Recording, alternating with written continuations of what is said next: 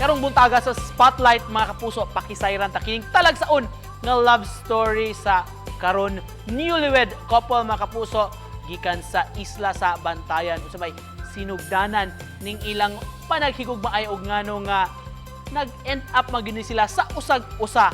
Makauban ta karong buntaga si Sir Edwin ug si Jocelyn Desabille. Maayong buntag Mr. and Mrs. Desabille, congratulations di ay. Welcome sa GMA Regional TV Live. Kumusta man, sir, ma'am, ang unang mga adlaw isip magtiayon? Maing buntag, sir. Maing buntag sa kapuso. Maing buntag sa tanan. Okay ra kayo, sir. So far, nindot. Kay gigasahan gyud mi aning usa ka gasa nga sakramento nga only ang simbahan may makahatag kanamo niining tanan. Para mas kiligon pa, Sir Edwin, atong mga viewers rong buntaga, can you tell us kung unsay sinugdanan ini inyong love story sa imong kapikas karon sa kinabuhi? Sir, nagsugod ni sir nga na-assign ko sa Moalbual. So, dito ko na-assign kay gipada ko sa Ross Institute, sir, kay accredited trainer man ko sa TISDA, sir.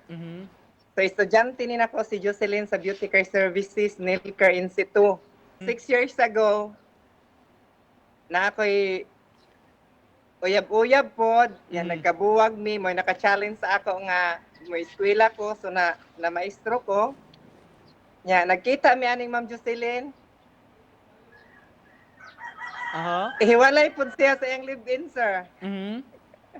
For 12 years. Unsa may naa kay Ma'am Jocelyn, Sir Edwin, nga nabighani man kaniya? Ako na matikdan niya, sir. Magsige raman na siya daan akong pagkaon, sir. Mga pagkaon, butong, mga pagkaon kay magdaa siya na akong pagkaon sa eskwelahan, sir. Nya, iyang mga classmate, naka-witness na, sir. Ngano, magsigig da si Jocelyn og pagkaon ako. Na-filman ako nga gusto ko niya, sir. So, mo to nag-propose ko niya. Okay man sad siya, sir. Wa man ko no'y babag.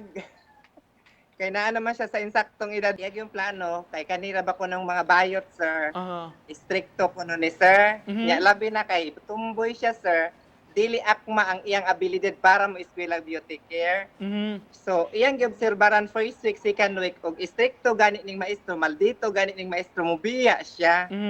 So, na-encourage man siya, kay magsige man kong pakatawa, tudloan man akong sila insakto, na-encourage siya, ni-believe siya nga, dili di ay kuno tanan mga bayot, stricto. Ingon si Sir, Ma'am Jocelyn nga, magsige kuno ka og dala og unsa man imong irigalo sa iya, ma'am? Magpurod trip man may sa school. Botong, mga seafoods ba? Kumusta man siya? Unsa may reaction sa inyong mga ginikanan, sa inyong pamilya, mga higala, kauban sa trabaho, pagkahibaw nga nagkakamugyod og kato na mismong namalay na kanila, sir? Malipayon sila, sir. Especially ako mga kaubang mga maestro-maestra, sir. Malipayon sila. Labi na sa side ni Jocelyn, sir. Yang lola gahilak, kay kuno si Jocelyn, mamutang na gyud, sir ba? Kay dili sa tanan higayon buhi sila. Mao na nakanindot sa relasyon, sir. Kay nasayod siya nga bayot ko, nasayod ko nga tomboy siya, sir. Dili, wala hesitation sa among tagsa-tagsa, sir ba? Wala gitaguan. Open na mi sa usag-usa. So, dili na lisod dawaton og unsa kami.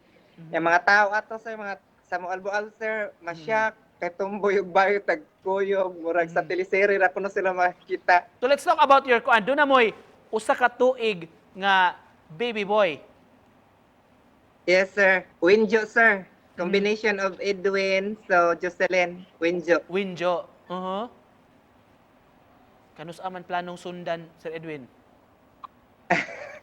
Maragapit na, sir. Wow. Marag buntis naman siguro ni sir. Wow. Baby number 2 on the way na gyud ni sir. Oh, paspasan na to, sir, kay may edad na ko, sir. Nalingaw jud mi sa atong conversation kung naghan kay mig nakatunan. Unsa may buot ninyo nga ipaambit nga mensahe sa usag-usa? Di lang niya baghoon ang iyang kinaiya. Kung sa iyang gipakita nga kinaiya sa akong mga pamilya, igsuon, pag-umangkon, yuan, mga friends, maori gyud gihapon hangtod sa katapusang sa among kinabuhi.